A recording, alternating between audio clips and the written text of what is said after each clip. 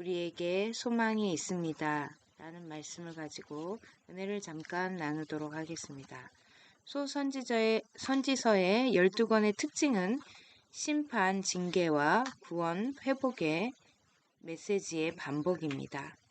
5장 1절은 심판의 메시지이고 2절에서 15절은 구원의 메시지입니다.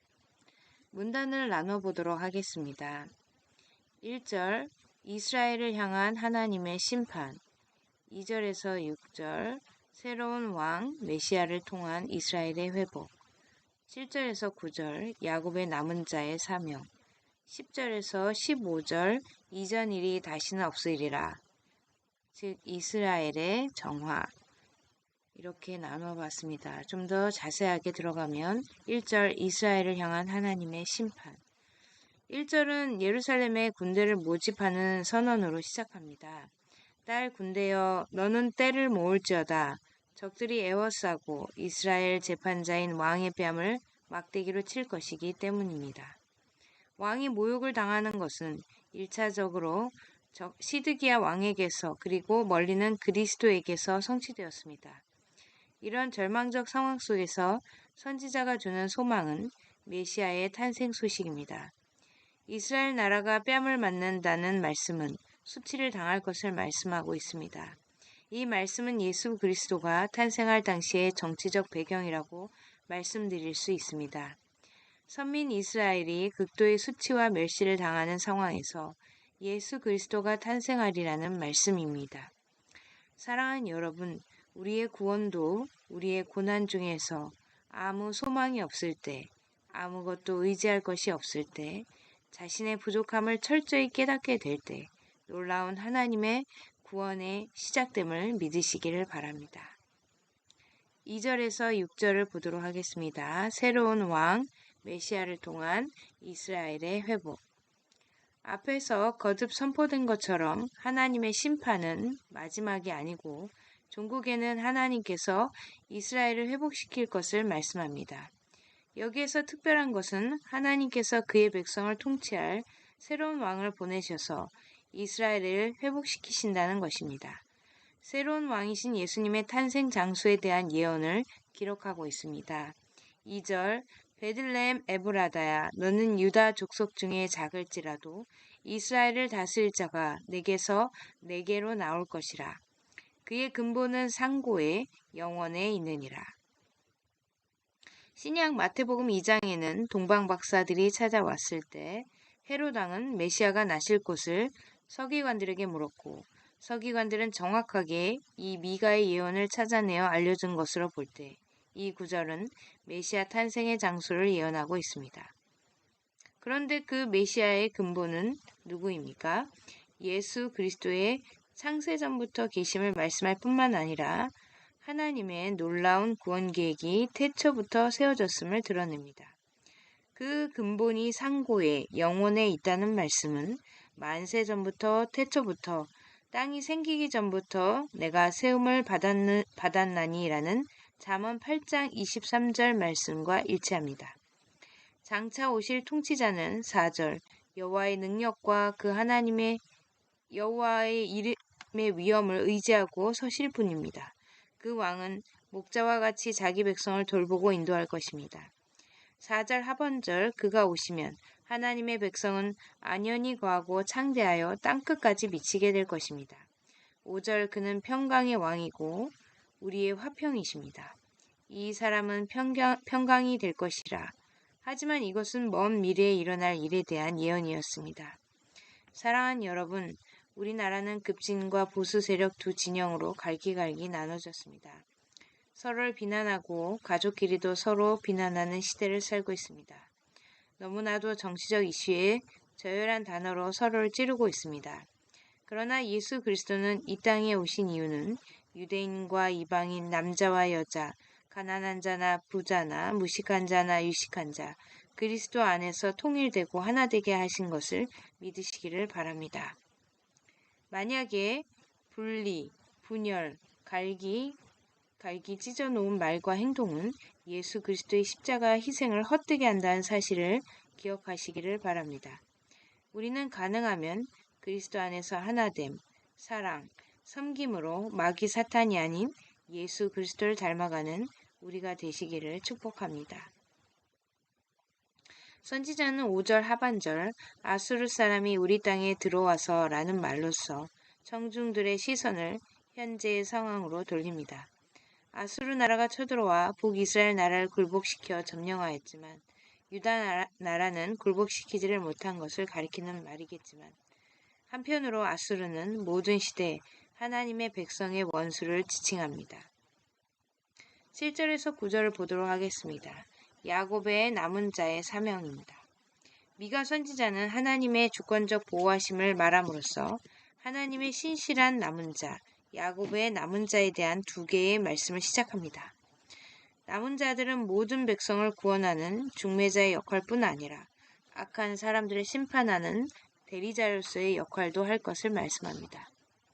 그리고 새로운 왕의 기원이 하나님으로부터였고 그 왕의 능력의 근원이 하나님이었던 것처럼 남은 자의 기원도 하나님이시고 남은 자들이 사명을 감당하는 것도 하나님의 능력과 역사하심으로 가능함을 말씀합니다. 먼저 7절 여러 나라 가운데와 많은 백성 가운데에 남은 자들이 있으리라는 말씀은 남은 자들이 열방에게 하나님의 증인의 역할을 감당할 것에 대한 예언입니다. 이 일은 7절 여호와께로부터 내리는 이슬 같고 풀 위에 내리는 단비같이 이루어질 것입니다. 비가 내리지 않을 때 이슬이 마른 땅에 신선함을 주듯이 야곱의 남은 자들은 메마른 민족들에게 생기를 주게 될 것입니다. 두 번째는 8절 수풀의 짐승들 중에 사자 같고 양떼 중에 젊은 사자 같아서 만일 그가 지나간즉 밟고 찢으리니 능히 구원할 자가 없을 것이라는 말씀입니다. 이것은 7절과는 정반대 현상인데 남은 자들이 죄를 지적하고 죄에 대한 무서운 하나님의 심판의 메시지를 통해 그렇게 하실 것을 말씀하고 있습니다. 결과적으로 이 메시지는 많은 열방을 회개하게 할 것입니다. 하나님의 감미로운 은혜에 감동하여 하나님께로 회개하고 돌이키는 사람이 있는가 하면 죄와 심판에 대한 무서움으로 인해 주님께로 돌이키고 회개하는 자들도 있습니다. 남은 자들이 증인이 될 것에 대한 미가 선지자의 메시지는 놀라울 정도로 정교하여 이 두 가지 현상이 일어날 것을 보여줍니다. 이것은 힘도 자신감도 잃어버린 유다 나라를 향해 주시는 말씀입니다. 나아가 선지자는 이렇게 말합니다. 9절 내 손이 내 대적들 위에 들려서 내 모든 원수를 진멸하기를 바라노라. 그들의 자신감과 능력과 지혜가 아니라 오직 메시아를 통한 하나님의 은혜의 능력으로 그렇게 될 것입니다. 10절에서 15절 이전 일이 다시는 없으리라. 이스라엘의 정화에 대한 말씀입니다. 이제 결론으로서 하나님께서 자기 백성이 하나님을 의지하고 섬기는데 방해되는 것을 제거하실 것을 말씀하고 있습니다. 전 단원과 연결하면 하나님께서 남은 자를 통해서 하실 많은 일들이 10절에서 15절에 기록되어 있습니다. 하나님께서 신실한 남은 자들을 통해서 당신의 일을 하시기 위하여 먼저 남은 자들이 하나님만을 의지할 것을 요구하십니다. 이것을 위해 하나님께서는 유다 백성들이 의지하고 신뢰하는 모든 것을 앗아가시고 파괴하실 것입니다. 여기 멸절하며 혹은 멸하며 10절, 11절, 13절과 14절에 반복되는 단어가 이것을 가리킵니다. 14절에서는 빼버리고 멸할 것이라고 했습니다. 하나님은 10절 그들이 의지하는 전투수단인 군마를 멸절하고 병거를 부수겠다고 하십니다. 말과 병거 없이 어떻게 전쟁을 하겠습니까? 하지만 하나님의 신실한 남은 자는 전쟁을 위해 자신들의 방패가 되겠다고 하신 하나님의 약속만을 믿어야 했습니다. 이스라엘이 전쟁을 하면서 하나님만 의지하도록 하므로 그들을 온전한 하나님의 백성으로 만드시겠다는 것입니다.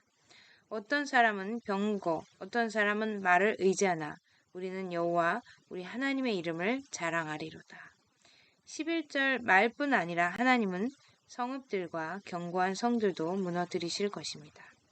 그리고 12절에서 14절 온갖 복술과 점쟁이, 우상과 주상, 특별히 아세라 목상을 파괴하실 것입니다. 그들 중에 이런 헛된 우상숭배가 존재하는 한 하나님을 위해서 그들이 할 수 있는 일은 아무것도 없기 때문입니다. 예나 지금이나 모든 절망 속에서 소망은 오직 그리스도께만 있습니다.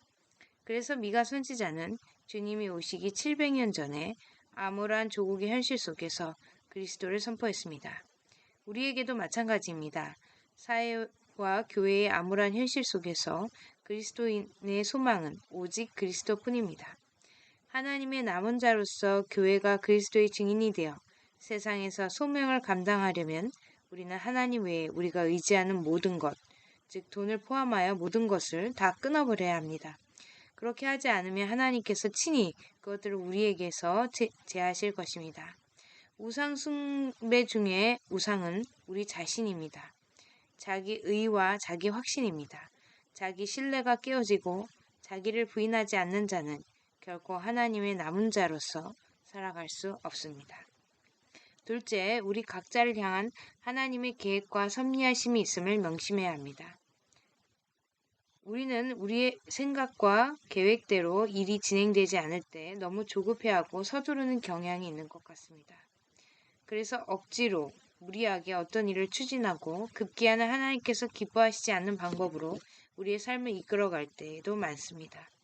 믿음으로 살고 하나님의 뜻대로 산다는 것은 하나님의 주권을 인정하고 하나님의 때를 분별할 줄 아는 것과 일맥상통합니다. 그러므로 우리에게 불가항력적으로 다가오는 모든 일에 하나님의 뜻을 깊이 묵상하고 늘 하나님의 때를 분별하는 자세가 필요합니다. 그리고 잠잠히 주님을 바라보면서 주님의 때를 기다리면 주님의 시간에 우리들의 모든 것이 아름답게 변하게 될 것을 믿어야 합니다. 기도하시겠습니다. 하나님 아버지, 하나님 외에 우리가 의지하고 기대하고 소망하는 모든 것을 끊어버리사 우리로 오직 그리스도 안에서만 소망을 누리게 하옵시고 그리스도만 의지하고 사는 은혜를 주시옵소서. 그리하여 신실한 하나님의 남은 자로 세상을 향한 증인의 사명을 감당하게 하옵소서. 예수님의 이름으로 기도합니다.